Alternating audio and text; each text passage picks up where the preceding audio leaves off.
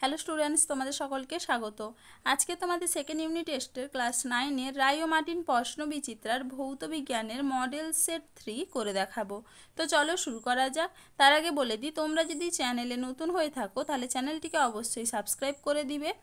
প্রথমে দেখে নিই গ্রুপ এ। সঠিক উত্তরটি নির্বাচন করে লেখো।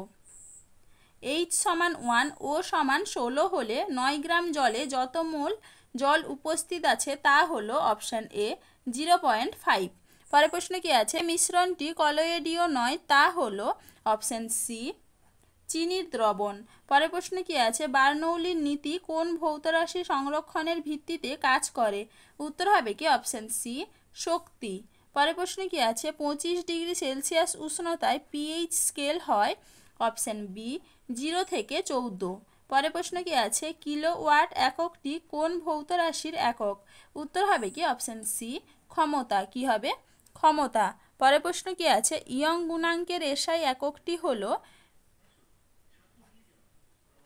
Newton per metre square. উত্তর হবে কি অপশান এ। পরের প্রশ্ন কি আছে? গাঢ় ও উত্তপ্ত নাইট্রিক অ্যাসিড ও তামার বিক্রিয়ায় নাইট্রোজেনের যে অক্সাইড উৎপন্ন হয় তা হলো অপশান সি NO2। কি হবে? NO2। পরের প্রশ্ন কি আছে? CO2 অণুতে কার্বনের শতকরা পরিমাণ কত? উত্তর হবে কি 27.27%। উত্তর হবে কি অপশান বি।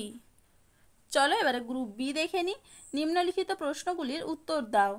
গতিশক্তির মাত্রীয় সংকেত লেখো। উত্তর হবে ml2 T⁻²। পরের প্রশ্ন কি আছে? প্রান্তীয় বেগে গতিশীল বস্তুর আপাত ওজন কত? উত্তর হবে কি 0। পরের প্রশ্ন কি আছে? কৃত্রিম উপগ্রহে আর্কিমিডিসের নীতি প্রযোজ্য হবে কি? উত্তর হবে কি হবে না। পরের প্রশ্ন কি আছে? পিতলে দ্রাব ও দ্রাবক কোনটি? দ্রাব হবে জেটেন, দ্রাবক হবে সিইউ। পরের প্রশ্ন কি আছে? আইসক্রিমে কোন সংরক্ষক লয়ের ব্যবহৃত হয়? উত্তর হবে কি জেলাটিন। কি হবে? জেলাটিন।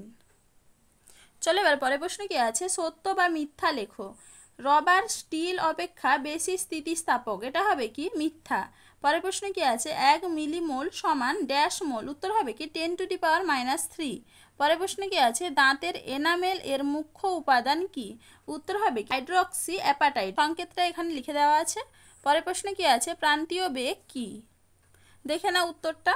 কোনো সান্দ্র প্রবাহীর মাধ্যমে গতিশীল কোনো বস্তু যে সর্বোচ্চ মানের স্থির বেগ সহ খাড়া নিচে বা উপরের দিকে গতিশীল হয় তাকে ওই বস্তুর সীমান্ত বেগ বলে। চলো এবারে গ্রুপ সি দেখে নিই। নিম্নলিখিত প্রশ্নগুলির উত্তর দাও। সাইফনের দুটি ব্যবহারিক প্রয়োগ লেখো। দেখে নাও সাইফনের দুটি প্রয়োগ, এখান থেকে এইটুকু লিখবে। চলো এবার পরের প্রশ্ন কি আছে? জলের ফোঁটা গোলাকার হয় কেন? ব্যাখ্যা করো। দেখে না উত্তরটা। তরলের মুক্ত পৃষ্ঠ সংশক্তি বলের ক্রিয়ায় সর্বদা সংকুচিত থাকতে চায়, অর্থাৎ তরলের পৃষ্ঠতলের ক্ষেত্রফল সর্বনিম্ন হয়। এছাড়া আমরা জানি নির্দিষ্ট আয়তনের ভিন্ন আকৃতির বস্তুর মধ্যে গোলকের পৃষ্ঠতলের ক্ষেত্রফল সবচেয়ে কম হয়, তাই বাহ্যিক বলের অধীনে থাকা তরলের ফোঁটা সাধারণত গোলাকৃতি হয়। দেখে না। চলো এবার পরের প্রশ্ন কি আছে? কেটে গেলে রক্তপাত বন্ধ করার জন্য ফটকিরি ব্যবহার করা হয় কেন? দেখে না উত্তরটা তোমরা এখান থেকে এইটুকু লিখবে। চলো এবার পরের প্রশ্নের উত্তরটা দেখে নাও।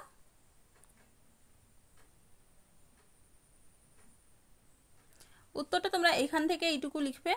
পরের প্রশ্ন কি আছে? গ্যাসের মোলার আয়তন ও প্রমাণ মোলার আয়তনের মধ্যে সম্পর্ক কি? দেখে নাও উত্তরটা তোমরা এইখান থেকে এইটুকু লিখবে। দেখে নাও একটু ভালো করে। চলো এবার পরের প্রশ্ন কি আছে? কস্টিক সোডা দ্রবণে AI চূর্ণ যোগ করলে কি ঘটে? সমীকরণ সহ লেখো। দেখে নাও উত্তরটা। অ্যালুমিনিয়াম চূর্ণকে কস্টিক সোডার গাঢ় জলীয় দ্রবণ সহযোগে ফোটালে সোডিয়াম অ্যালুমিনেট এবং হাইড্রোজেন গ্যাস উৎপন্ন হয়। দেখো সমীকরণটা এখানে লেখা আছে। চলো এবার পরের প্রশ্ন কি আছে?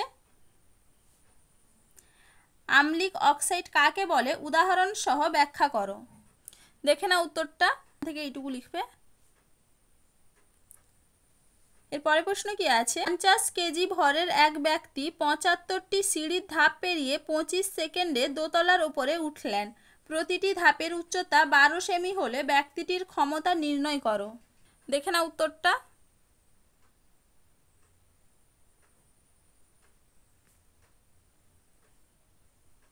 চলো আজকে এইটুকুই, দেখা হচ্ছে পরের ভিডিওতে। ভিডিওটি ভালো লাগলে লাইক অ্যান্ড সাবস্ক্রাইব করে দিবে।